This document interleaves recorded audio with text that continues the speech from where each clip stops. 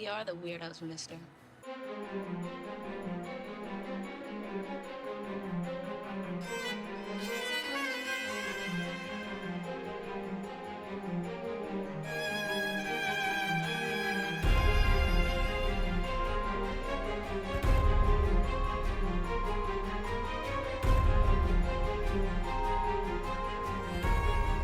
Welcome back to the Final Ghouls of Horror. I'm Jeremy.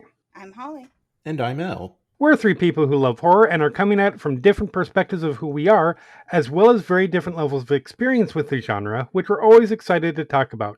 And this week we're going back in the water and taking a look at none other than Jaws.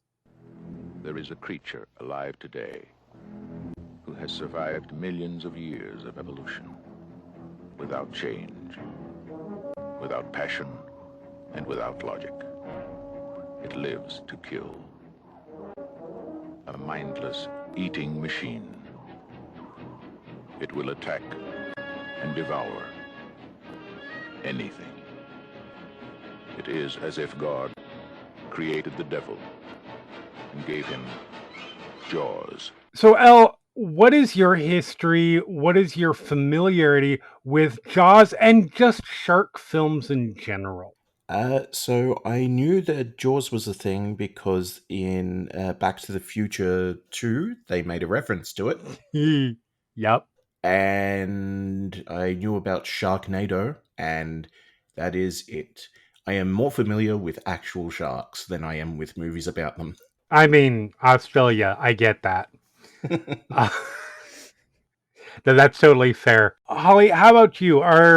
How familiar were you with Jaws before this? And are you a fan of shark movies, or have you seen many of them? I was raised on movies, Spielberg specifically, so very familiar. It's just strangely like nostalgic to me from like my childhood, because just like growing up during the summer, I just had a very clear memory when rewatching the movie of like sitting in my bathing suit at my friend's house waiting for her dad to take us to the community pool with like Jaws playing in the background. So just very nostalgic in that way. I'm not sure how I feel about like shark movies in general. Jaws I love because it's Right. Jaws. But I don't know, I feel like other people don't do sharks as well as Steven Spielberg. I feel like it's really hard to grow up as in the 80s and not have Jaws be fucking everywhere, because I mean that's probably the case no matter what area you're in. It's just that kind of a film. But like, yeah, going to the beach, like somebody's doing the score. Anytime you're in the pool, you're in the beach, anywhere. It was, when I was growing up, it was still fairly early in its run. Well, I mean, it'd been out of theaters for a while, but it was still very much in the zeitgeist. Now it's more looked back at and revered. But I don't think I had ever actually seen it until probably my mid-20s. I'd seen clips of it here and there. I think it's hard not to at least have seen the part where Roy Scheider is throwing chum in the water and the shark comes up behind him. Oh no, that's actually one thing that I know where my first experience with Jaws was. So my family went down to Universal Studios, went down on a whole California trip when I was like 8 or 9 or something like that. And at that time, I don't know if it's still the case, but the Universal Studios tour includes you get on a boat. There's a mechanical version of Bruce that comes up, and I think that was probably my first like experience with Jaws. Have seen it since. I've seen it many times. I do adore it as a movie. Shark movies in general, there are a lot of great ones. There are a lot of ones that I really, really, really like. Things like The Shallows and 47 Meters Down is really good. And I do like some of the cheesy ones, but there is a level of cheese that is acceptable. Sharknado crosses the line for me. You want cheese on toast, not to inherit the American cheese mines. Right. And there are some, like, there was a shark movie that came out, I want to say it was last year, Under Paris. And that's the right level of cheese. It's sharks have swum up the Seine and are in the underwater catacombs underneath Paris. And it has a spectacular ending. That's the right kind of cheese. Ouija shark, not my thing. See, these are, in my mind, all classified as demi movies, named for comedian Demi Lardner in Australia, because her favourite movies are exclusively with the genre of shark bothers a young woman. Ah, yes. Yeah, just anything that can be included as shark bothering a woman, that's a demi movie. Fair. And I do love aquatic horror in general. There are some great films that take place underwater, out on the open sea, things like that. Deep Blue Sea is another one that I absolutely adore. Weirdly, Deep Blue Sea 3, which is a straight to video one, is also very good. But yeah, you have to have a level of, I'm not into the mockbuster level or the, I use whatever free CGI software I found to make our shark kind of thing. But Jaws is great. Jaws is a classic, and there's a reason that it's a classic. And is there any shark movie as good as it? No, but that's an impossibly high bar as far as I'm concerned. So before we start talking about the film, we've got just a small amount, just a Just a tad, little soupçon of a, production history. yeah, a skosh even. Yeah, I mean, looking at our document, it is only wafer thin. So Elle, why don't you give us a little production history here on this monster of a film? Well, luckily, there's so little I could do it in a single breath. No, I'm not going to do that. That's insane. You're gonna pass out if you try that. I mean, I'll pass out anyway. Don't judge me. Fair. Jaws was written by Peter Benchley and Carl Gottlieb, based on Benchley's 1974 original novel, starring Roy Scheider, Robert Shaw, Richard Dreyfuss, Lorraine Gary, and Murray Hamilton. Benchley's novel was a massive hit, though producers Richard D. Zanuck and David Brown actually bought the rights in 1973 before its publication. Spielberg was brought onto the project after seeing the novel on the producer's desk during a meeting and reading it, finding it to be similar in theme to his 1971 film of Duel. Spielberg initiated some changes from the novel, discarding some plot elements, including an affair between Ellen Brody and Hooper, and adding some humour. Filming began in May of 1974 in Martha's Vineyard in Massachusetts, and it was a doozy. There are a number of production problems involving the shark and the ocean shoot. Producers originally wanted to train a great white shark, but surprise, surprise, that's not exactly possible. So 3 animatronic sharks, nicknamed Bruce after Spielberg's lawyer, were built for different purposes. The team that built the sharks initially thought that they would have more time, but producers really wanted the film to be shot for a Christmas release. Jaws was the first major studio film to be shot on the ocean, and that caused serious issues, including major delays and going massively over budget from $4 million to ultimately $9 million. The sharks were also not built in a way that factored in the electrolysis of salt water and malfunctioned regularly. Also, shooting on the ocean proved problematic with sailboats, often drifting into the frame, bad weather causing delays, and more. The planned 55-day shoot took 159 days. The Orca, Quint's boat in the film, began to sink with the 3 stars on board at one point. Spielberg said that they were only able to use about 4 hours of every 12-hour day for shooting due to delays. In addition, Robert Shaw proved to be extra problematic as he had a bit of a drinking problem and didn't get along with Dreyfuss. However, these all proved to have some benefits. They were able to work on the script and fix certain aspects, with much of the dialogue on the Orca devised by the actors.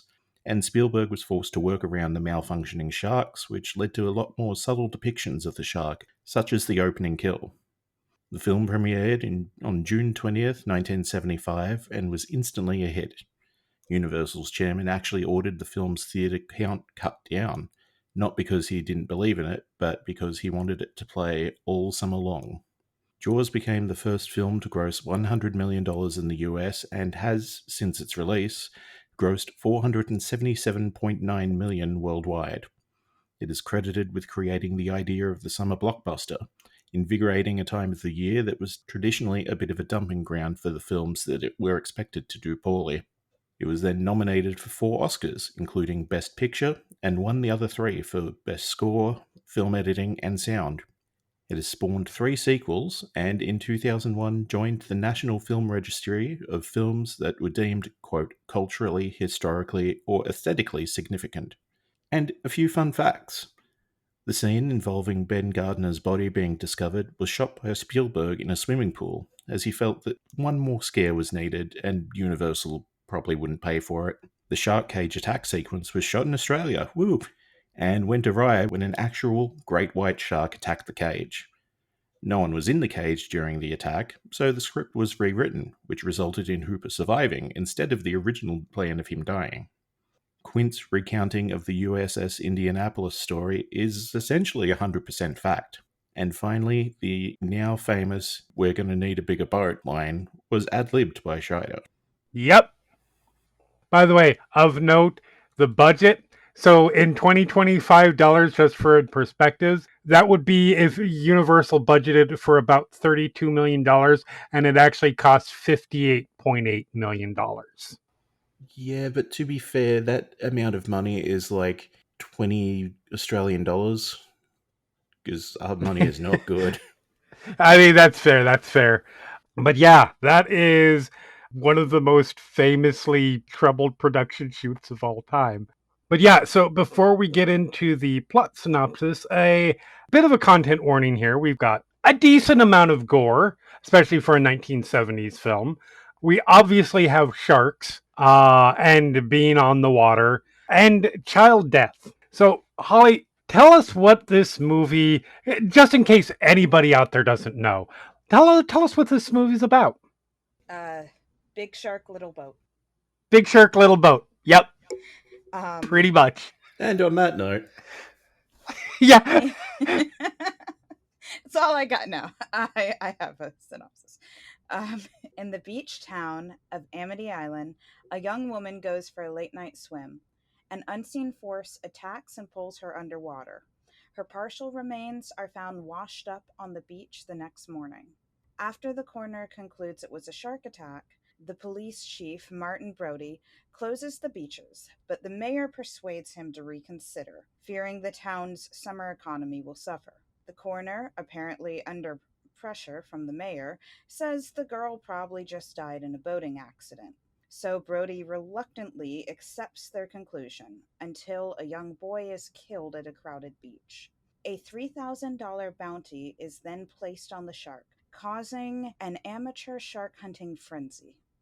Quint, an eccentric local shark hunter, offers his services for $10,000. Consulting an oceanographer, Matt Hooper, he examines the girl's remains and confirming she was killed by an unusually large shark. When local fishermen catch a tiger shark, the mayor declares that the beaches are safe. But Hooper dissects the shark, finding no human remains inside its stomach, concludes that the killer shark is still active. While searching the night waters in Hooper's boat, Hooper and Brody find the half-sunken boat of Ben Gardner, a local fisherman. Hooper goes underwater to check the boat's hull and finds a large shark tooth embedded into it. He drops the tooth after encountering Ben's severed head. Mayor Vaughn dismisses Brody and Hooper's assertions that a great white shark caused the deaths, and he refuses to close the beaches, allowing only increased safety precautions. On the 4th of July, tourists pack the beaches. The shark enters a nearby lagoon, killing a boater and almost killing Brody's son, Michael, who is hospitalized with shock. Brody then convinces a guilt-ridden mayor to hire Quint. Despite initial tension between Quint and Hooper and Brody's fear of the ocean, the three head out to sea on Quint's boat, the Orca, to hunt for the shark. As Brody lays down a chum line, the shark suddenly appears behind the boat. Quint, estimating it at about 25 feet long and about 3 tons, harpoons it with a line attached to a flotation barrel, but the shark pulls it underwater and disappears. At nightfall, Quint and Hooper exchange stories about their assorted body scars. One of Quint's is a removed tattoo. He reveals that during World War II, he survived the sinking of the USS Indianapolis, during which sharks killed many of the US sailors. The shark returns, ramming the boat's hull and disabling the power. The men work through the night, repairing the engine. In the morning, Brody attempts to call the Coast Guard, but Quint, obsessed with killing the shark without any outside assistance, smashes the radio. After a long chase, Quint harpoons the shark with another barrel. The line is tied to the stern cleats, but the shark drags the boat backwards, swamping the deck and flooding the engine compartment. As Quint is about to sever the line to save the boat's transom, the cleat breaks off. The barrels stay attached to the shark. To Brody's relief, Quint speeds the Orca towards the shore to draw the shark into shallow waters, but the damaged engine fails. As the boat takes on water, the trio attempt a riskier approach. Hooper suits up and enters a shark-proof cage, intending to lethally inject the shark with neurotoxin using a spear. The shark attacks the cage, causing Hooper to drop the spear. While the shark destroys the cage, Hooper escapes to the ocean bottom. The shark leaps onto the boat's stern, devouring Quint. Trapped on the sinking vessel, Brody thrusts a scuba tank into the shark's mouth and, climbing out of the crow's nest, shoots the tank with a rifle. The resulting explosion kills the shark. Hooper resurfaces and he and Brody paddle back to the shore, clinging to the remaining barrels. What a movie. Yeah, that is so. Yeah, I think I've already spoiled this one, but I really like this film. So let's talk about it a little bit. And the first things first, I want to ask, and this might be a weird question to some. Holly, do you think this is a slasher film? No, this is a monster film. Okay, fair enough. Those are two different genres completely. Okay, fair enough. Elle, how about you? Because I'm ready to provide my counter argument. Yeah, do you view this as a slash? Obviously, a twist on the slasher film. Especially since the slasher film hadn't really been invented in the form we know it now at that point. But what do you think? I would say no.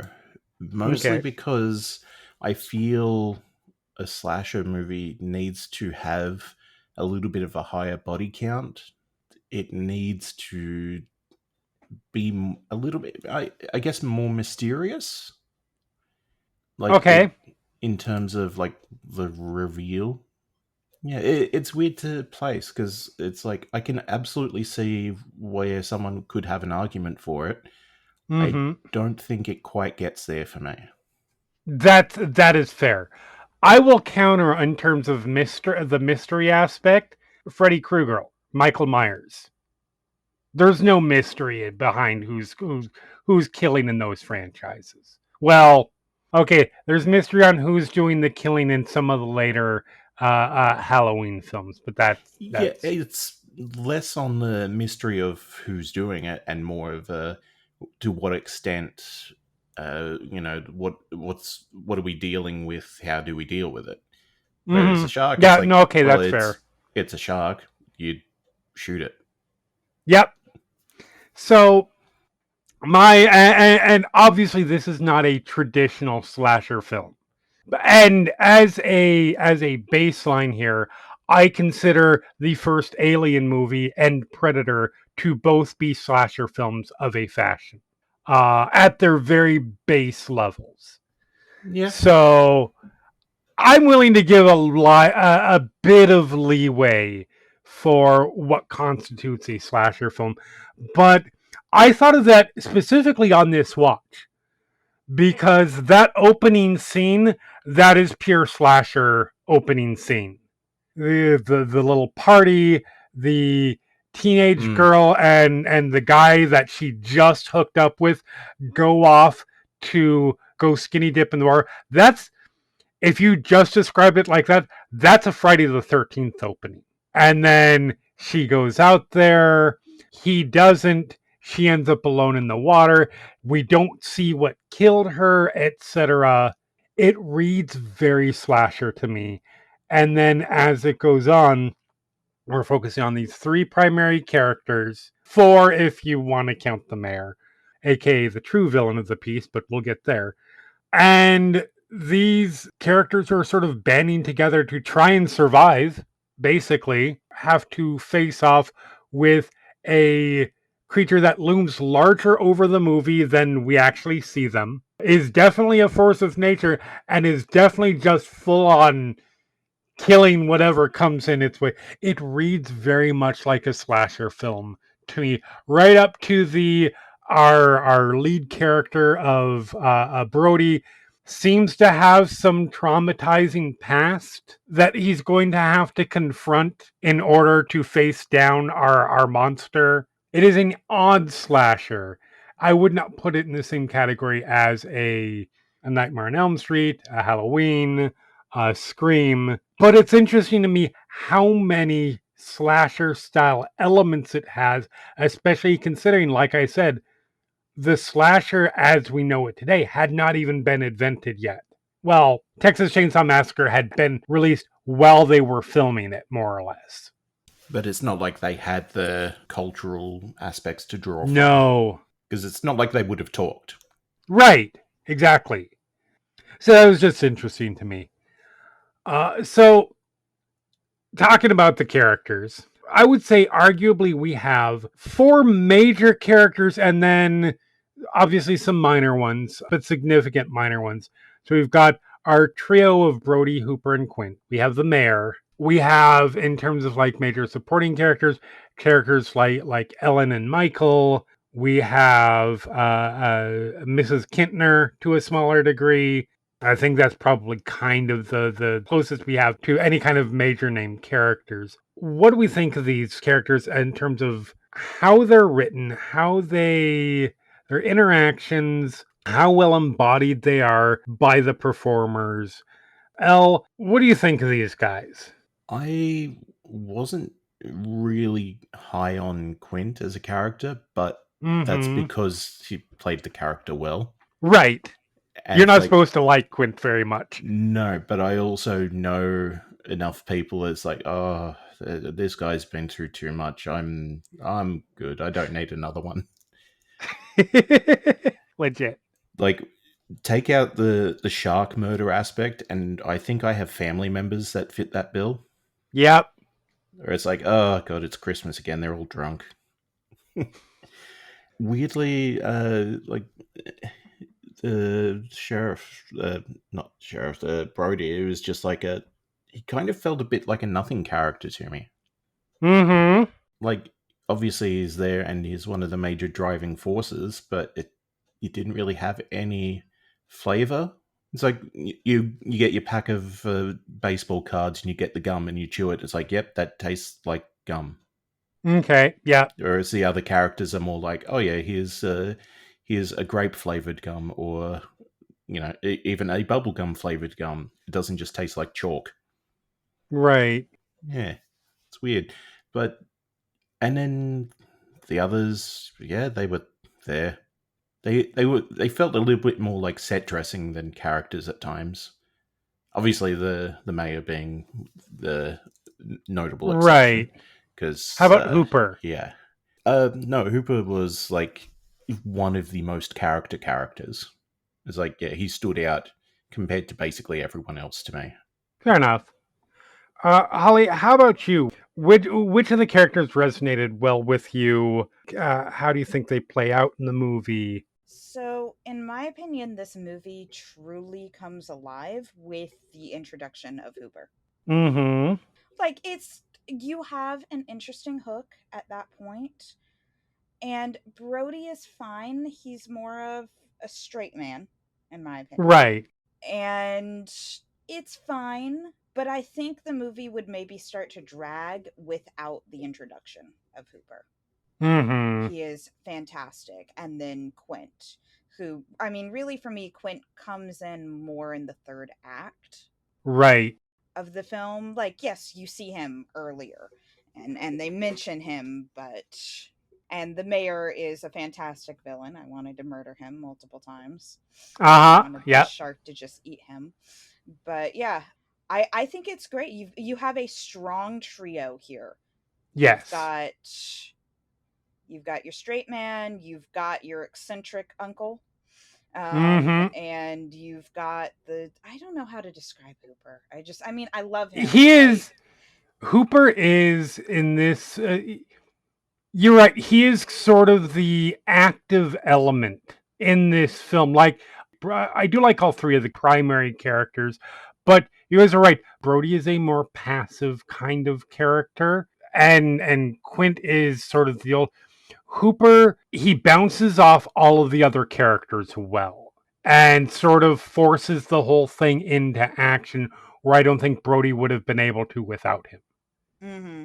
So he is sort of the catalyst for the plot moving forward, as well as somebody who just adds an energetic dynamic, I think, to the film. But yeah, I enjoy all of the three main characters. I enjoy the mayor for an entirely different reason because fuck that dude. And you have to have somebody like that in a movie like this. At this point, the mayor is such an iconic role that I think he is the character in this movie that is the most imitated in movies to come, and not just shark movies, but in terms of the Burke in Aliens and the lawyer in Jurassic Park, the character who is in it for the money, the character that we are designed to hate. When it comes to these three, I I really hate to even say that Hooper is probably my favorite because that means I'm giving credit to Richard Dreyfuss for something. And these days, fuck Richard Dreyfuss.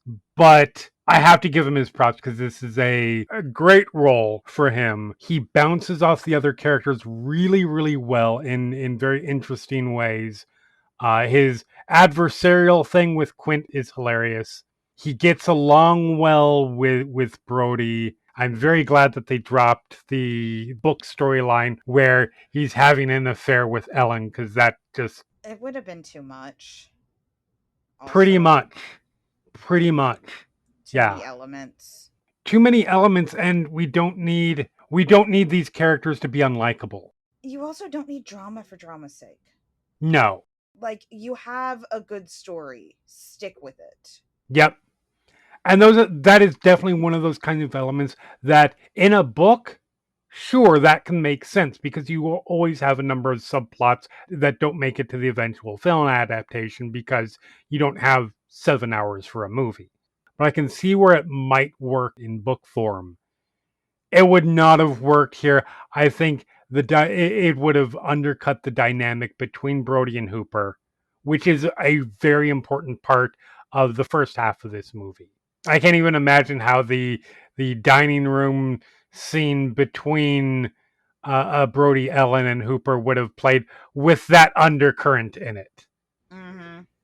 But yeah, I enjoy all of them. I feel bad about this, but I don't have the link or any of the information about it. But this is not a read that I invented for this. I remember reading it somewhere a couple years ago, and I tried to look for it but couldn't find it. That if you look at our three main characters, they each sort of represent a very different kind of a masculinity. In that Quint is the old uber masculine sea dog kind of character who is stubborn and stuck in his ways, and he is the Captain Ahab. He's gonna take down this shark by himself with his fucking fists if he needs to. Brody represents a domestic masculinity. He is definitely more of a passive character. And then Hooper is kind of the active element that kind of serves as a bridge between them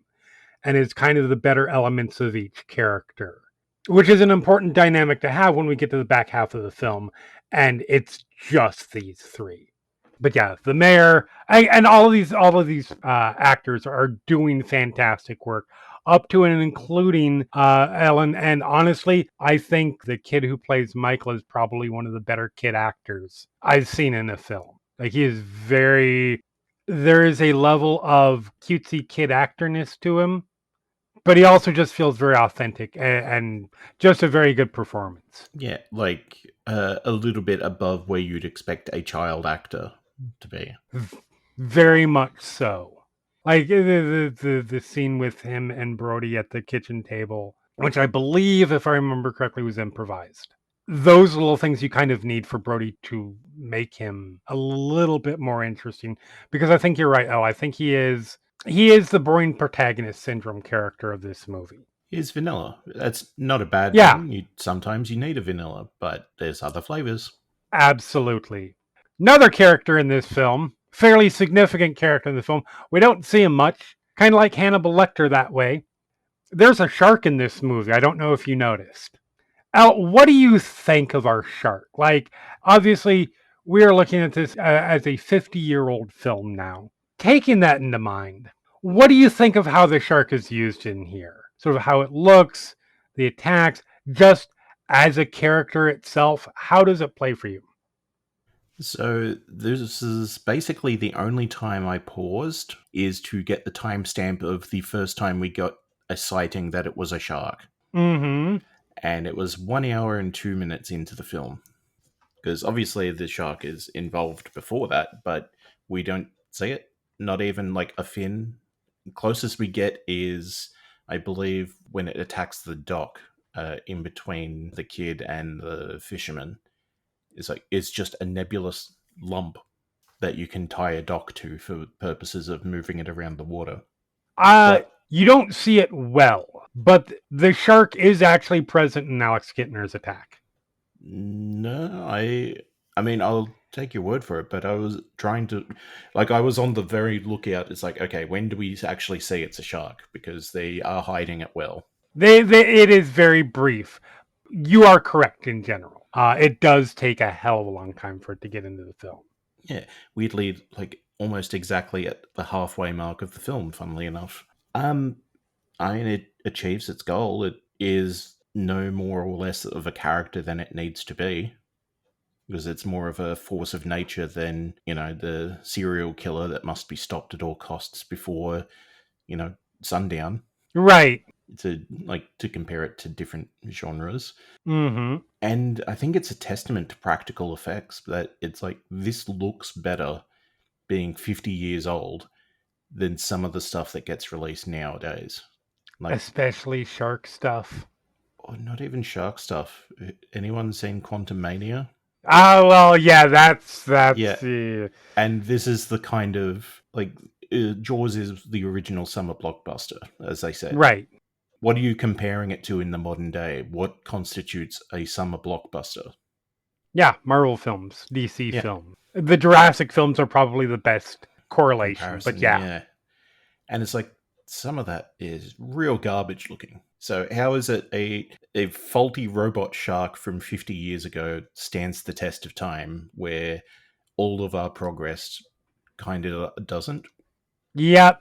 I am going to defend CGI in a certain respect, because a lot of the pushback, I think, for CGI has been in the last 5 years. CGI has regressed in the last 5 years, and there's a very specific reason for that. It's not because the CGI artists have gotten worse or the technology has gotten worse. We have COVID to thank. Here's why I'm saying that. During the pandemic lockdown, that shut down the film industry, including digital effects teams. When they got started back up, there were all of a sudden, in addition to what they had on their workload that they had not been able to get a chance to finish, studios were pumping shit out at a massive clip to try and make up for the several months that they had been not releasing anything. So, and they are still trying to catch up. So, over the last 5 years, poor digital effects studios have been rushed on basically every project, and we're only just starting to come out of that. Mostly my hesitance is I don't think it was specifically lockdowns that did it. I think it was any opportunity for people to start getting greedy. You're not wrong. Because it's like, oh, well, now we have an excuse to try and make things cheap, but try to go harder on it. More money for less money. And it coincidentally happened to be COVID lockdowns where the inciting incident, it's like anything could have done it, but it just happened to be that. Yeah, no, that is absolutely fair.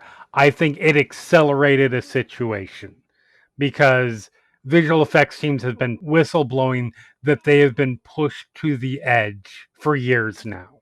This just created that bottleneck that made it blatantly obvious, which is why films like you said, Quantumania, just any effects heavy film over the last few years has looked particularly bad, which I don't mind because it has led to I mind because it makes the films look bad, but it has led to a very clear push, particularly among indie film, to return to practical effects. It's almost hard to believe, but there are some no-name boy band music videos with better CGI. Uh-huh. And that's not great. 100%. But yeah, Holly, how do you like the shark in this? I love the shark. I agree with Elle on like you don't see it for a while, and then I think when it's revealed, it is almost a like a slasher film, which I will compare. It's like a killer reveal on it when you finally get to see the whole thing, and that's a great moment. And I love that they don't show too much of it. Like it's a shark, but I mean that's a shark. You don't know the extent of it until they show it. So it's nice. And yeah, I'm so sick of CGI right now. Austin and I have been talking just about how they used to build like puppets for different things, and how like that's almost dead at this point. You don't see enough of that, and now they just rely on CGI for everything. I mean, in big budget stuff, yes, absolutely. Even there, you're starting to get the rise of some practical stuff again. Indie horror has been on a practical effects run now that I adore. But yes, the CGI, it just feels weightless at this point. And I was never somebody who even said, "Oh, the CGI, it feels like it's not there." No, the CGI the last few years feels like it's just not there. Mm-hmm. But no, yeah, I obviously love the shark. Bruce is badass. I think we've already talked about the effect stuff and how that stuff is great, but I love the sort of force of nature bit that he is. I mean, there is sort of an element of, and we'll talk about this a little bit, there's a Moby Dick element here in that the shark is something that we don't get character depth to this character, right? We don't have There's no tragic backstory for the shark. there's no tragic backstory or anything like that. But even though we basically see the shark for what, 5 minutes maybe in this 2-hour movie, this shark is very much a character that always seems to be present even when he's not. Being able to pull that off, in part because of the production issues, because the shark was absolutely supposed to be part of that opening kill scene. It was supposed to be seen there. It was absolutely supposed to be part of a number of scenes, and because it was so messed up and didn't work and got to them late and stuff, it's one of those classic examples of less is more. And I think the shark seems like more of a character because we don't see it. Which is kind of funny because it's not like a slasher film. Michael Myers could show up literally anywhere you are. You could walk out of your bedroom and go to the bathroom and shut the door, and he's behind the bathroom door. Never going to the bathroom again. Thank you. You're welcome. He could be in your carport. He could be down the street. You were at least reasonably confident that if you walk into your bathroom, Bruce the shark is not going to be there. I mean, maybe your bathroom. Okay, That's I right. forget. Elle lives in Australia. I forget. You're in Australia. There could absolutely be a shark just chilling in your bathroom. But like for most of the characters, until the mayor is practically grabbing them and throwing them in the water, there's a real easy solution to this to make this not a problem. And the fact that the shark continues to feel like an ominous threat from start to finish of this movie is an accomplishment, and is a testament to Spielberg as a director. So yeah, I adore this shark. And easily, there are a couple other great sharks out there in existence in terms of cinema, but there's really no contest. For the first Jaws only, I've been told if you have nothing nice to say, don't say anything at all, but I'm a film critic, so that doesn't apply. Fuck those sequels. I guess two's not bad. What, you didn't like the third one? You mean the 3D one? Yeah, no, not so much. Although it is better than the fourth one, where the shark literally roars. Oh, I have no knowledge of the fourth one. But Oh my god. The fourth is one of the worst shark movies I've seen in my life. Okay, I just know the third one's really bad. Okay, all right. Yeah, the fourth one, the most famous thing I can tell you about the fourth one is they do the shark blowing up thing again, but not like it is in here. It just gets shot and blown up, and it has I want to say it was either a tiger or a lion's roar as its sound. And Michael Caine stars in it. And one of the most famous quotes about it is Michael Caine being asked about making the movie. He goes, "Oh, I didn't like the movie, but I did like the house that it bought me." It's a real bad movie. 2 is okay because it's a little silly. Yeah, I was gonna argue for 2 because it's Yeah, got its moments. Like it's not the first one, no, but like there are good moments there. they're good moments. 3 is real bad. 3 is where they're like, "Hey, we can do shit in 3D now. Let's no, bad."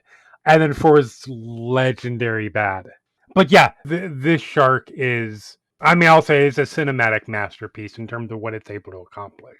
Including, which again, the shark is not the primary villain of this piece, because capitalism sure sucks, doesn't it? Yeah. Yeah, no, the mayor is really, to me, the villain of this piece. Jaws is, whether it was intentional or not, and I feel like there was at least a good element of it can't not be at least somewhat intentional. This is a massively anti-greed film. I would argue that is its main theme, even above like man versus nature. So Elle, how does the anti-capitalism stuff work for you? How does the anti-greed stuff play out? Is it done well? Is it too on the nose? Or how does it work for you? I think it works well because it is kind of a progenitor of some of the tropes. Mm-hmm. Like, if this was made 20 years later, it wouldn't work as well, even if everything was exactly the same. Just because it would have been like, well, it's been done before. But I think being that sort of early on in cinema kind of worked in its favor. Mm-hmm. And I mean, for this, I actually did some research on this by downloading the Plumbing the Death Star episodes about Jaws, namely, how would you help stop Jaws, or how would you help Jaws? Right. So I've got the ideas of the ways that you could potentially make capitalism worse, in that you could offer, instead of sunscreen, butter to get people into the water and like bake them nicely in the sun. Amazing. You could strike a deal with dairy farmers and just throw a cow in the ocean every other couple of days. I mean, that's the plot of Lake Placid. You could drill into the Earth's crust and have a volcano come up to superheat the ocean so the shark dies. Mm-hmm. And everyone else, but don't worry about that. It's about the shark. Yeah, I was going to say, that seems counterproductive, but go off. You could turn up with a suit of armor covered in knives and, I quote, vats of shark poison and just get yourself eaten. Yeah, you could do that.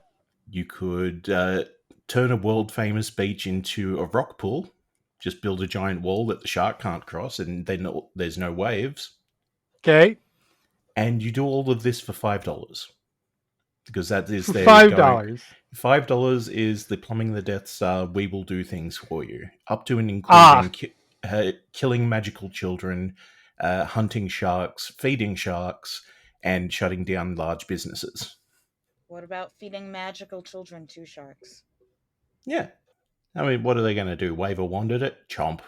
no, because then we don't need magic sharks. You sure? Like, what if it figures out how to use that wand from its mouth? Yeah. Bring And them we on. have a whole new genre right there. I feel like that movie's gonna get made now. They're gonna spend $10 on it. In actual serious research, Australia is looking at getting rid of their shark nets because it does more harm to sharks than sharks do to people. Yeah, I can And see that. the statistics are more people are killed by toasters each year than by sharks. So if you want to get rid of sharks, ban toasters.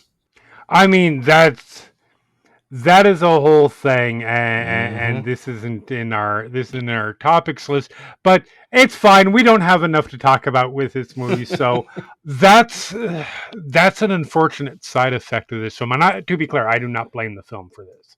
I blame stupid people for this. Yep. But one of the unfortunate things about this movie is it created people weren't really. I mean, people knew what sharks were, obviously, but there wasn't a cultural consciousness of sharks as man-eating monsters before Jaws. They did occasionally eat people. The whole 1919 thing that's referenced in Jaws is a real thing, but mostly it was sharks live in the ocean, we live on land, let's leave the sharks alone. Until this movie came out, and then they started getting hunted to extinction. Yeah. Which I will give Spielberg and his wife and a lot of other people associated with this film a lot of credit for, in the years since, going out and trying to fight that perception and funding charities to demystify sharks a little bit in terms of that kind of stuff, and try and do some conservation aspects, which has done some good. But that was an unfortunate side effect of this movie, is all of a sudden people are literally afraid to go into the water, or people are going out there to hunt sharks to extinction. Yeah, just to cull the numbers down and just make everyone think that they feel safe. And Right. it's like, they're not really doing anything. And even if you, okay, let's say you get rid of all the sharks in this area, there's a lot more of the coast to go. Uh-huh. And there's also, the parts that are not the coast that the sharks also live in. Yeah, Like, legitimately up rivers. yep. Yep. It's So I guess, long story short, the capitalism aspect is kind of on point. It's kind of on point, and then proven after the fact by the way people saw this film, was like, hey, let's go kill all the sharks and maybe we can sell their teeth and shit. In some cases, literally. Yep. Holly, how does the anti-capitalism stuff work for you? The anti-greed stuff? I think it works well. I mean, it helps drive the point of the movie, I feel like. I do have to comment on one scene in this. Okay. The oh, what's his name? Vaughn, the mayor. Right. So the scene of 4th of July where like Yes. nobody wants to. Okay, yeah. So I was hoping this is where you were gonna go. Yes. Yeah. So where like no one wants to go into the water. Uh-huh. And then I cannot remember the character he approached. It's one of the locals. One of the, like, we'd seen him before, but yes. Right. So like he approaches him and he's basically like, get in the water, And like him and his family, it's like they're walking to the gallows. Uh-huh. And I'm just like screaming at it the whole time. And I'm like, they got really deep in the water too. I'm like, you can get in the water without like getting in the water that far. You can Right. get into it up to your waist. And if there's a shark, you can get your kids out of there fast. And it's Yep. harder for the shark to get you in that shallow of water. Like, you don't need to fully commit to death, okay? I feel like and that is the scene for the record. Vaughn, the mayor's dumb and ignorant up to a certain point. Yeah. And but excusable, like there's a point where yes, you definitely see the signs. You definitely see like, oh, he's leaning on the medical examiner to say it's not a shark and it's a boating accident. But also, like I think that is potentially reasonable if you don't know sharks to say, hey, that seems really unlikely. What if it's this? The 2 points that you're like, oh no, you're the bad guy are I won't let you cut this shark open to determine the evidence. Not even I won't let you do it on the dock, but I won't let you do it at all. And the 4th of July scene. That was the other scene I was yelling at it, and I'm like, what? Can't they just do it like not on the dock? Can't Right. They, like obviously, yeah, not in front of all of these people. Yep. But can't you do it somewhere else? Clear the docks for a bit. Yes. Or I was thinking, even can you say like, hey, you can come back later this evening when like everybody else is gone, then you can do it. Yeah. That's the point. That scene is where the mayor's ignorance becomes very willful ignorance. Mm-hmm. That is no longer a passive, like, well, okay, maybe he's got a point if you see it from a certain point of view. No, that is, you don't want this to be a problem, so you're deciding it's not a problem. And then the 4th of July scene where he's literally like, no, you get in that water. Yes. And you put you and your family at risk so that everybody else gets in the water. Like, that scene is probably one of the most uncomfortable scenes in the movie. Also, I'm yelling at the guy again. I'm like, you don't need to bring the whole family. Okay? Bring, I guess, the oldest. Bring the most expendable of your children, all right? And then 2 of you are in the water. And again, stay in the shallow part of the water. Right. You're less likely to get attacked and you can get out easier. Yep. I just, yeah. Yeah, no, 100%. That scene is the one that I'm always like, you motherfucker. I don't care if you feel guilty afterwards. You know what you did. My response to this guy being like, get in the water after you. Yep. You get in the water and then I'll get in the water. You be the 100%. Like, you know, the marking and everything puts the shark as the villain. That shark is just being a shark. He is living his best life and there is a buffet waiting for him. All right? Yes. Because of the mayor. Yes. The mayor has opened up an all-you-can-eat buffet.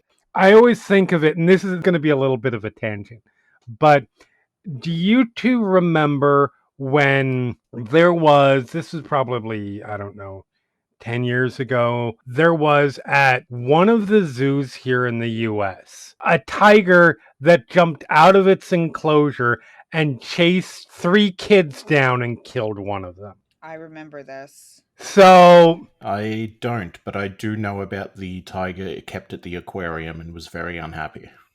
Okay, I'm curious about that now. I'm coming back to that because that sounds like a story. It was San Francisco. San Francisco. Okay, yeah, San Francisco Zoo. Yes. I thought it was down there, but my mind whenever I go to Southern California zoos always go obviously to San Diego, and I knew it wasn't the San Diego Zoo. But yeah, so what it had been determined was these 3 fucking kids had They were been, and teenagers. I don't count those as kids. They're their own entity. fair enough. These three fucking teenagers had been antagonizing the tiger, throwing things at the tiger and shit. And the tiger, the enclosure was not built to be tall enough for the tiger not to be able to jump out. So the tiger got pissed enough that it jumped out of the enclosure, chased them down, ignored everybody else. Yeah, well, don't taunt the tiger. That's what you Right. did. I'm a horrible person. But that's And what you no, did. Don't no. taunt the tiger. I'm with you on this because my whole point here in relation to the movie is that tiger, everything that came out was like, tiger goes berserk, kills teenagers. Like, no, that tiger didn't go berserk. That tiger went tiger. No, the tiger was put in this tiny little box and said, This is your home now. Deal with it. And then these teenagers went up there and decided to mock it. And the tiger was like, let me show you what I can do. And more to the point, put in this tiny little place and said, this is your home now. The tiger looked up and said, yeah, I can clear that, and chose not to for however long it was there until these little shits decided to see how close they could dance to the Grim Reaper, and they found out that they danced too close. That's pretty much the Jaws story. That shark is just doing what it is. The mayor and those locals in the community who are like, you can't close the beaches because I like money. Those are the teenagers in this story. So what's this about a shark in a tiger in an aquarium? I have tiger in an aquarium. I have some great visuals right now. So I think this is a downtown Denver aquarium. Okay. They have a tiger exhibit. Most of it is water because it's an aquarium. And from what I can see of pictures, it looks like you could fit maybe 3 tigers lying down in terms of non-water space. So, I fucking hate mankind. Yeah, but he went off that cell so well. Like, I recently, like, last week, we took the kids to the aquarium. Like, I think they had an area near, like, the dolphins where they had, like, some tropical birds. Like, they had, like, a little aviary area. But I think that was the only, like, landish area that they had. Right. Apparently, Houston got rid of their tiger recently. Huh. The endangered white tigers. They had to have a bit of an upgrade because they were in a similar confined space. Well, at least they're doing the upgrade and got them out of the bad space. Still in an aquarium. Which, to bring it back to Jaws. Yeah. SeaWorld sucks. Oh yeah, SeaWorld sucks. That's Jaws 3 for the record. I'm pretty sure Jaws 3 is the SeaWorld one. Okay. I watched parts of it. I'm not even sure if I've seen the whole thing. I've seen parts of it like back in middle school. So I don't think it's literally... Yeah, it's not literally SeaWorld because, legal purposes. Oh no, it was SeaWorld. They literally just used SeaWorld. The shark comes in the words of Wikipedia, a young great white shark infiltrates the park from the sea. I just imagine it waiting in line to buy a ticket. It's got like maybe an inflatable octopus costume in it, and it's just like, 1 please. Going to buy a ticket, it's in a trench coat with a fedora on. Mm-hmm. I have a visual of like the dolphin exhibit that they have there with like them doing the flips and stuff. Like it's there and you don't realize until like the shark comes up and then it just like grabs a kid in its mouth and jumps off. Just a shark in a very bad wig. Howdy, I'm a human. Arr. I'm gonna have to watch Jaws 3 now because I'd forgotten that it was fucking SeaWorld. Same. No, I'm gonna have to do the same. I don't suppose it'll ever happen, but if you do get the opportunity, either of you, to come and visit, the Sydney Aquarium is great because it has those underwater tunnels that you can just see things going around every which way, including great whites. Nice. But also, our SeaWorld is good. Like, they actually focus on conservation and being good to the animals. Fair. That is fair. We don't have... It is not a franchise. We don't have good water parks like that here. We have all bad ones. The Georgia Aquarium is pretty good on taking care of its animals. Sorry, to be clear, I'm talking about like private for profit ones. Oh, like Yeah. exploiting the animals, yes. Like SeaWorld, like there are a couple others that are similar to SeaWorld. Yeah, like aquariums, places like that are generally pretty good. I got publicly called out at the Georgia Aquarium when I went to visit. Okay. Okay. They had the signs up for the exhibit for the sarcastic fringe head. I'm like, wait, what'd you call me? Turns out that's an actual fish, but still. Well then, Yeah, the sarcastic fringe head.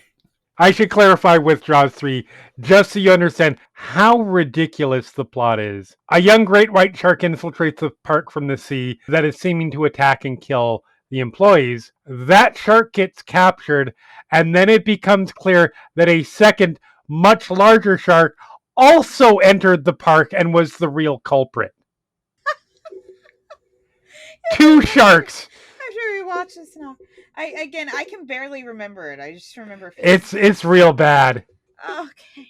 It's real bad. I mean, it's funny, but it's real bad. It's The Simpsons where the bullies are beating up Bart and one of them is distracting Marge with a little dance. Yep. Except in this one, like it's the smaller shark doing it while the bigger shark eats everything. Yep. Like, that's a nice dance you've got, little shark. Pretty much. So, in addition to the greed stuff, well, like I said, I do think that is like the most overt main theme. There's also very much a man versus nature thing, which again, this dates back to, I would say, Moby Dick, but well before that. But at least in terms of popular culture, probably there. And I think it hits a number of, including just like animal attacks films, it hits all sorts of horror genres where it's sort of the classic concept of our quote unquote villain is this kind of primal force that humanity has to conquer, has to defeat in order to save their community or restore some sense of order to the world. Holly, how heavy do you see that theme in this movie? How well is it executed? I think it's executed fairly well. It works well. Again, for most of the movie, I really see the shark until they're actually out on the boat. Mm-hmm. I really see it as this almost unseen, unknown force, even though like they know what it is, but it's very unknown of exactly what it can do because they weren't expecting. Mm-hmm. And I like that of yeah, there is like almost something alien out there Right. that we have to defeat and we have to figure out. I think it goes back to classic movie, and I mean this was one of the first ones to do it. Really, I think 100%. Yeah, it's for me. There is, and this is probably because of sharks and kind of how they are in general. There is almost a cosmic horror aspect to them, almost a Cthulhu kind of aspect of this is the thing that man was not meant to know and man should not be fucking with, and sort of recognizing again force of nature, sort of primal. It almost makes it kind of a disaster movie, like an earthquake movie or a hurricane movie, and that just makes me think about Sharknado, and I don't want to think about Sharknado, so I'm going to move beyond that. But we're civilized. We are mankind. We are society. We are civilized until nature rears its head and gets involved and reminds us, oh, we're insignificant specks, because there are these things that have been out there for far longer than us, and once it makes their presence known, there's almost a sense of inferiority that, again, our three primary characters have to stop, not only to stop the killing but to fight back against nature itself, I would say. mm-hmm. That's really kind of how it reads to me. Elle, how about you? Obviously, from where you're from, everything is man versus nature. Or man versus God. It's like, Or man versus God. what kind of loving deity would force this amount of creature upon us? Uh-huh. So Uh, how does this part work for you? it's almost subtle about it. Like, it's not completely upfront in the, oh, we're treading on domain that man was never meant to tread and this is our punishment. It has those elements, but without being blatant about it. So Right. it does more to reinforce it, I think, for like my point of view. Because it's like, that is kind of the lesson, is like, hey, look, don't fuck with things and they won't fuck back. Because that's like as much shit as Australia gets for having all the deadly snakes and spiders. It's like, yeah, don't try to hit them with a stick and they're not going to bite you. Right. Oh, I feel like the Sydney funnel, like the trap spider is like one of the most deadly. Cool. Are you a mouse looking for a burrow? No, so you're probably not going to find it because it's in a trap hole. It's about as big as your big toe. right. Don't go on the bushwalk in bare feet. Yeah, I feel like, well, like undeniably, you have the most dangerous patch of land per capita in the world. I feel like there's probably less deaths to nature in Australia per capita than like the US. Yeah, I don't know how many places in the US are milking their snakes for antivenom, but that is a very popular thing to do at one of the local zoos. It's like, yeah, let us know there's a snake about. We want it for its venom. There is some of that in the Southwest US. I would imagine that it's kind of all over, but mostly it's just people walking out into the wild, going in dangerous places and not being prepared for it and dying. Yeah, it's like, don't go out in like shorts and a pair of thongs out to your local bush and stomp around and make noise, and you'll probably be fine. Mm-hmm. For the Americans, that's flip flops, Yes. because you can wear what you like otherwise. But yeah, it's just the, don't fuck with it and it won't fuck back. And this is what happens when, I guess, if you take that to the extreme of, oh, well, we've been playing around so long, let's, we've earned the right to do so. It's like, well, now there's this big shark. Yep. This is your divine punishment, but we're not going to say so. Right. Very much so. Holly, this film is basically divided into two portions, and there's almost a very clear split. It might even be right about at the halfway mark. We have Amity, and then we have The Boat. And they're two very different films. Mm-hmm. Which of the two resonates with you better? Okay, with me personally, or which one do I like better? Either or both. I mean, I would say the first half probably resonates more with me, but then the second portion, because you have the three of them on the boat, and it is just fantastic. The three of them together, and the shark, the reveal, the everything is just really, really good. Yeah, the camaraderie, and again, Richard Dreyfuss and Robert Shaw did not get along. Like the stories that they have of that, and Shaw he was fairly open, if I recall, about, yeah, no, I was a problem, but their dynamic. And throw Roy Scheider into the mix as Birdie, who, yes, we've all said he is the boring protagonist syndrome. He is the vanilla character. I think Scheider is doing a really good job of that. He does a great job, though. Like, he Um, plays the character very well. He does the scene, the Alex Kintner scene, when he is sitting on the beach and he is nervous and looking around. First of all, it's so beautifully shot, but the way that Scheider plays Brody in that scene of being on edge, ready for anything in the moment, and then when the kid gets attacked and they do that zooming in and zooming out shot. I mean, it is a perfect shot.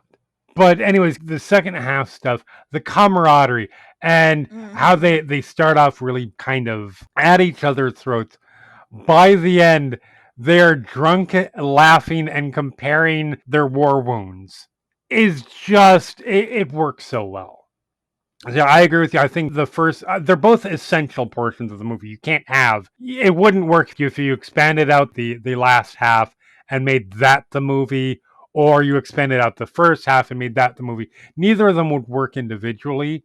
The first half for me is very much the more meaningful, like it hits the themes, but the last half is so good. El, which of the two resonates with you better, or do you just enjoy more? I think I definitively prefer the second half Mm-hmm. because then the I don't know, the silence kind of makes sense, where there is still some of that in that first half because of the way film pacing works. Where then the second half, where they're just on the boat, those moments kind of mean more. Like it hits harder. Right. Mm. Absolutely. Whereas like the first half is like things linger weirdly. And I don't know if that's just because I am not used to the filming techniques of back in the day. Right. It's just like a where I would have like cut or added something in, they just haven't, and it just lingers that moment too long. Mm-hmm. But yeah, when they're more isolated, that works. I can see what you're saying. It is a film that takes its time, particularly in the opening half, which I think is important because you need to establish these characters, and that is also it's something that I don't think is done as much these days for a number of reasons. For one, the shorter the movie, the more times you can play it in a day. So there's a profit motive behind that. But also, I think people are just used to faster paced movies these days.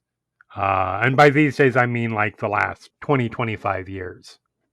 But yeah, I think that lingering works better in the back half when it's not as busy and it's just focusing on these three characters who, frankly, you kind of want to spend that extra time with because they work so well, right? Mm-hmm. Exactly. Yeah, for sure. So we haven't talked a lot, I think, in the past episodes. We haven't talked a lot about score, and you cannot talk about Jaws, I don't think, without talking about this score. It's arguably one of the most recognizable in film history. It's going to be like, it's this, maybe Indiana Jones and maybe Star Wars. Those would be it. And I think Jaws probably has the edge over them. Like you just play dun dun. You only have to do that and people know what you're doing. How effective is the score for you? How do you like the way that it's used? Because it's kind of sparing, but it's also like isn't. It's not like just used once or twice.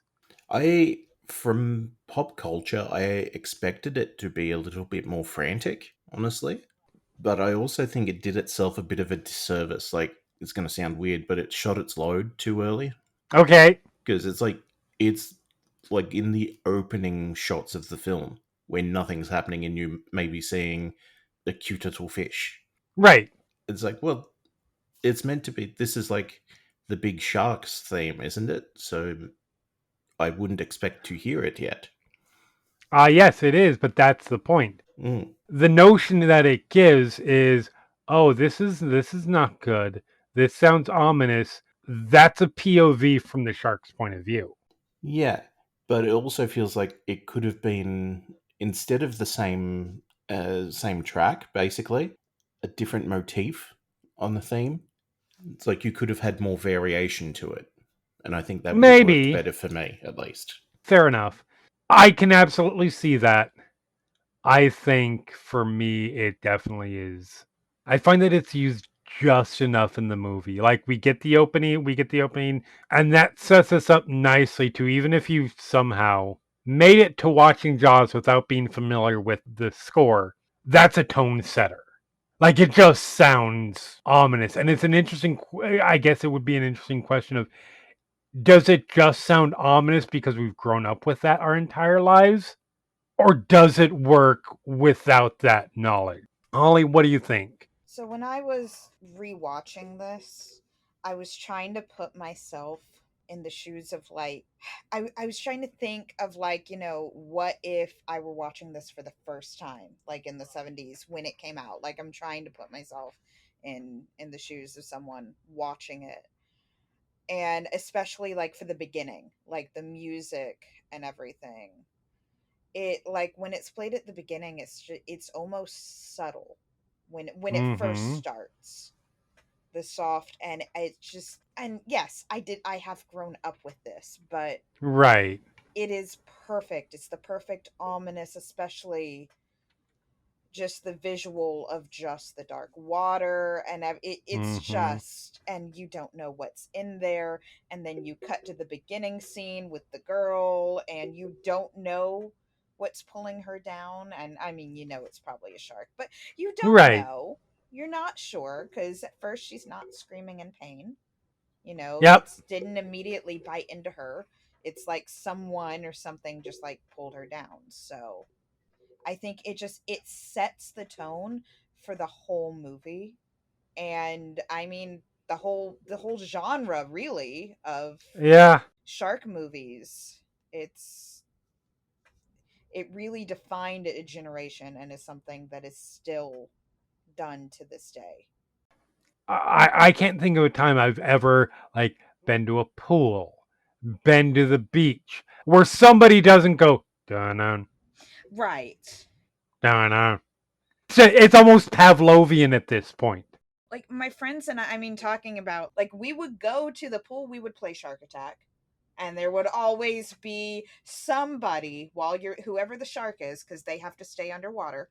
Right. Whoever the shark is, like somebody else as you're swimming for your lives is going dun. 100%. Yep.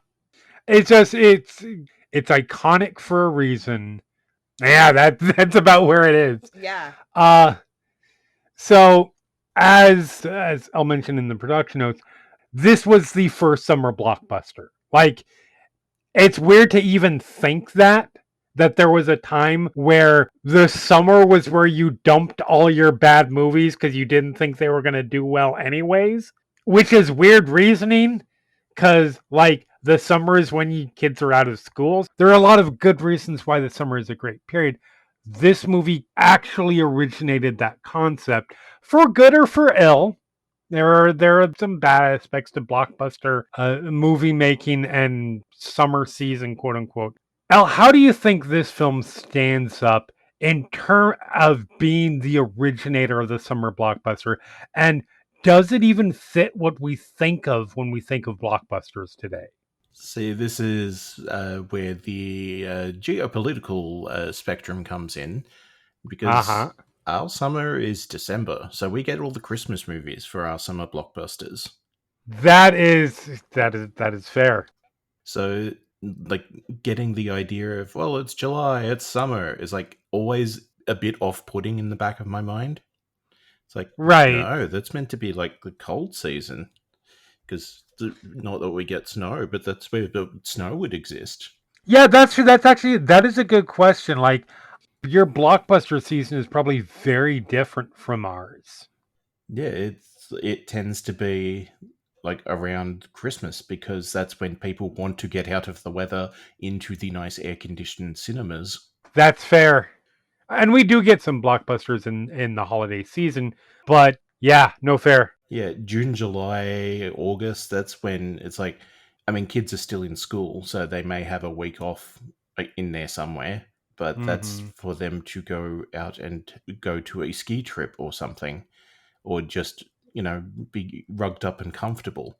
And then we're getting all these big movies from the US, because it's always the US, Right. trying to dictate the other way. It's like it always feels that little bit off. Yeah.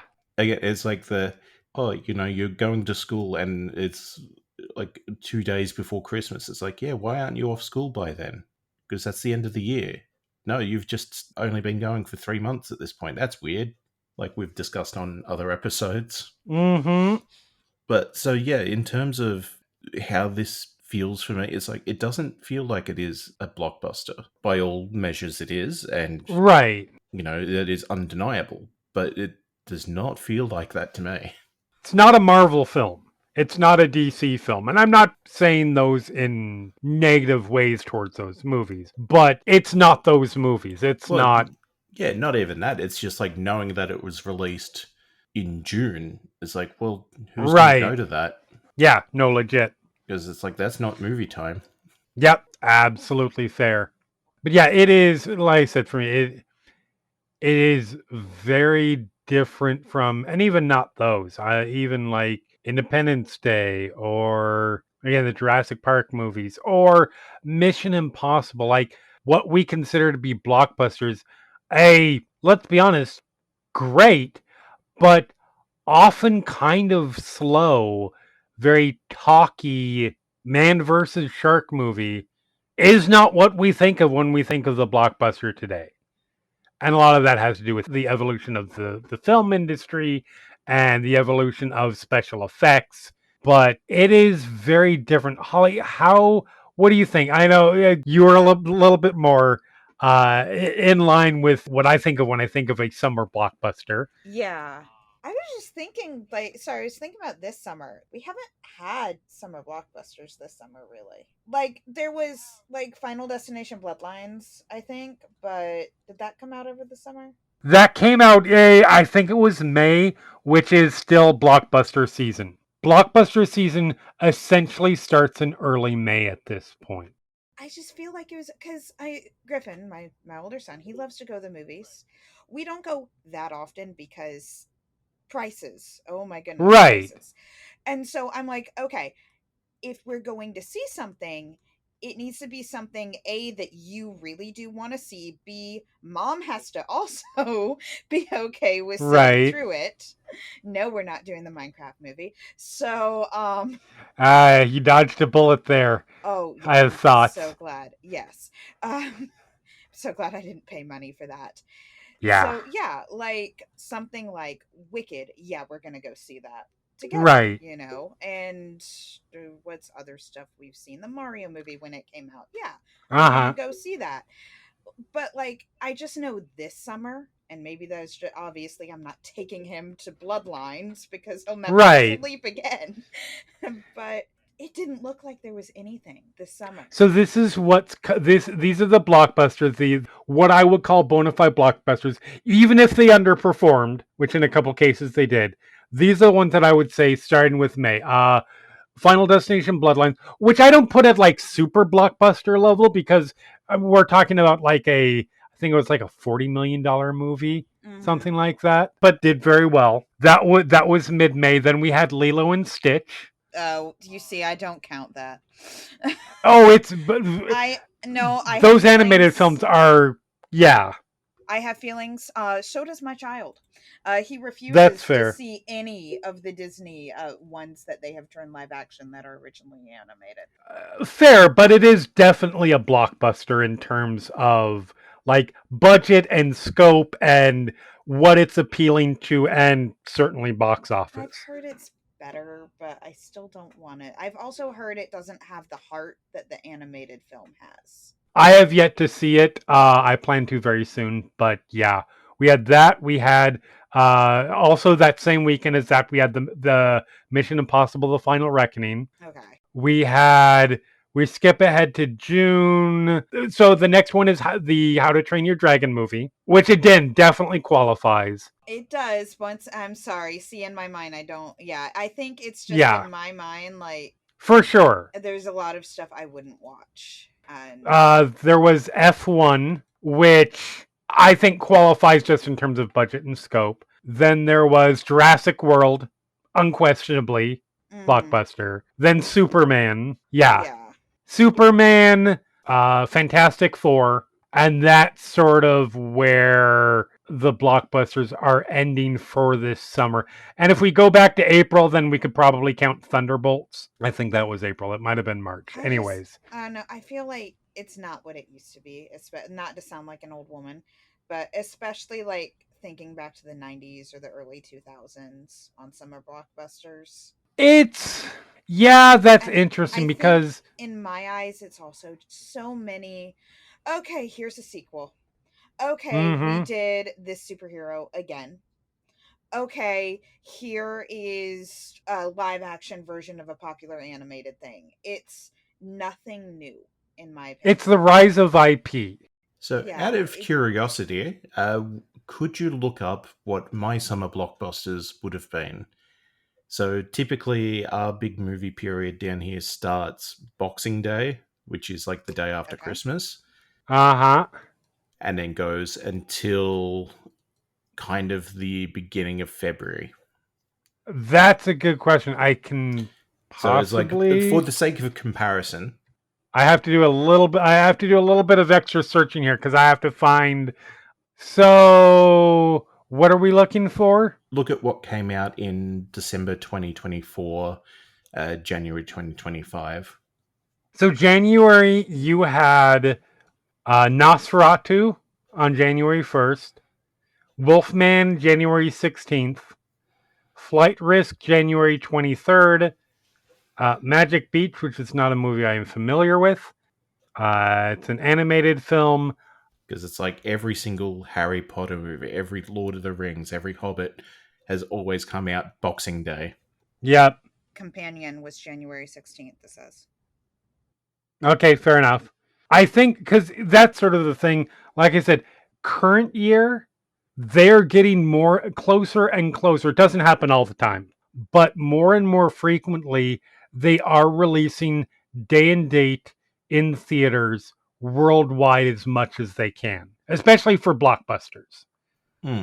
because it cuts down piracy. Is the easiest or the main reason for it. Yeah, and it's like someone had to do it first. Yep.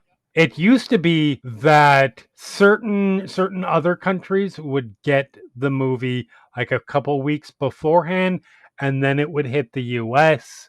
That doesn't really happen anymore because those other territories would be where the pirated video camera copies come from. And if you can't see a movie, like if it's literally just not available in your country, you're much more likely to get a pirated version of it if you really want to see it.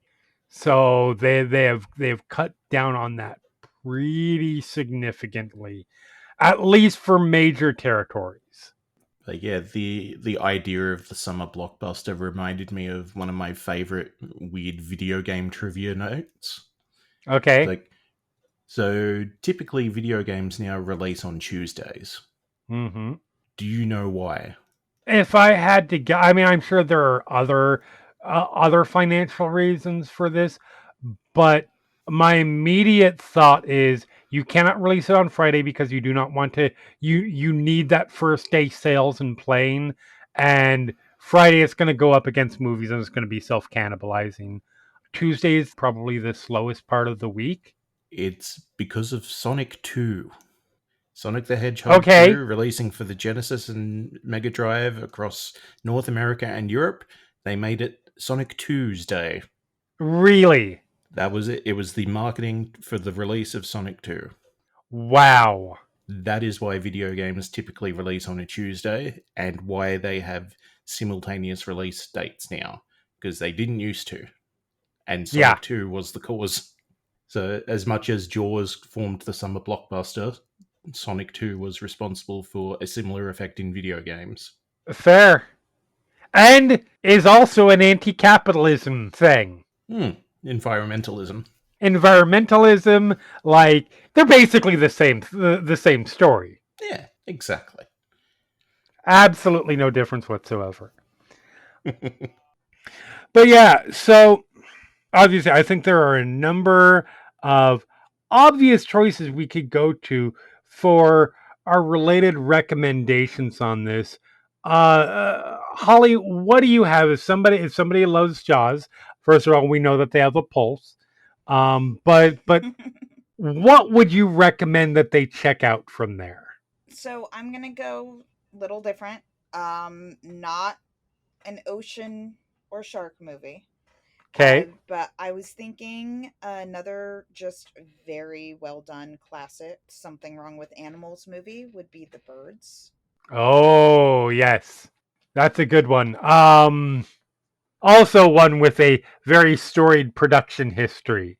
Mm-hmm. Fuck Alfred Hitchcock. But yeah, no, I do like Birds quite a bit. Elle, how about you? See, I had two come to mind, but completely unrelated, kind of. Castaway and The Terminal. I need to hear these explanations. Castaway, I can Castaway, I can yeah. get. I can see that one. The Terminal. It's that isolation aspect. Okay. Like, that's what stood out to me the most about watching Jaws, is that aspect of isolation, which is why that second half resonated like a lot better with me than the first. That's really fair. And to be clear, we're talking about Tom Hanks' The Terminal. Yeah. Okay. Yeah, just that it's like, it's less horror and animal and things like that, but it's just that pseudo effect of isolation. Right. And that's why it was just like ringing in my head. Yeah. Yeah, for sure. I will go with shark movies. I want to give two varieties of shark movies because there are the serious ones and the fun ones. And I am going to go specifically with The Shallows. Mm-hmm. It is from, I want to say, 2016. It stars Blake Lively. She is surfing and gets stuck out on a rock where she is where she suffers a shark attack and is stuck out on the water. She can see the shoreline, and it goes from there. It is very much more the man versus nature kind of thing. Lively is great.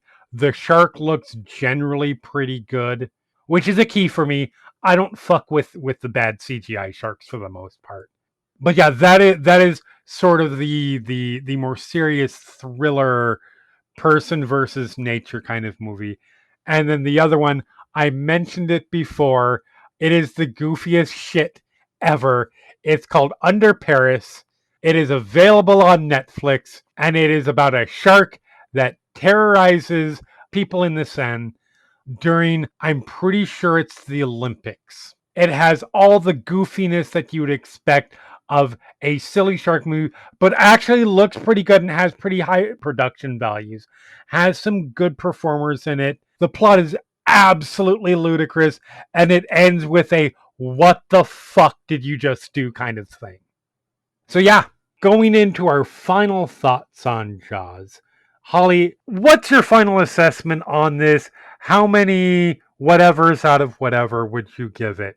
All right. It's fantastic. It's a classic. It is. I mean, it's like perfect. But I'm gonna do it. I'm gonna do 4.5 man-eating sharks out of 5. Cool. Makes sense. Elle, how about you? What have you got on this one? I can definitely appreciate it for what it is. It is a classic. It's like inspired a generation to hate those poor defenseless sharks. Yep. I'm gonna go with 2. 2 of the who can stay in the water the longest contests out of 5. Who hurt you as a child? I mean, No, Sharks. I can see this. I can absolutely see this. Like, I did have a feeling. I did give Ella a heads up. Like, this is a much slower, talkier movie, and I had a feeling that might not resonate as well with you. Yeah, it's like I still didn't mind it, but not Yeah. to my taste. It's not. It is not your thing stylistically, and I absolutely get it. Listen, I fucking adore this movie. I think it is compelling, even in the slow points. I think that it manages both halves very well. It is iconic. It did set the template for so many things, not just shark movies, not just greedy characters like the mayor, but not just the trio, three lead sort of relationship, which is kind of iconic in of itself. It just, everything it does, I think it pretty much does well. I will give it 4.5 mayor impeachments out of 5 because it is about as close to a perfect film in terms of this kind of stuff that as you can get. But yeah, so that is Jaws for us. Next episode, we're going to be covering. Elle, tell us what we're going to be covering because I have not seen this one yet, so I don't know quite how to describe it. It's one that I am very excited to share, given that for one of the first times, it's one that I've seen and apparently no one else has. Yep. Patchwork, which goes on a limb to call itself a horror comedy and isn't that shy about it. I do love a good horror comedy. All right, well that is us for this episode. You can find us at whatever podcatcher you prefer. It's Final Ghouls of Horror. We are on Blue Sky and Instagram at Final Ghouls Pod. You can leave us a rating and a review, 5 stars. You can do it. I believe in you. Go, do it. We have faith. Meanwhile, you can find me at jthomas411mania on Blue Sky, Letterboxd, and Instagram. You can find me at shards@kind.social on Mastodon and Shard System on Letterboxd. And you can find me at Holly Culp on Blue Sky and at Miniature Magic 18 on Instagram.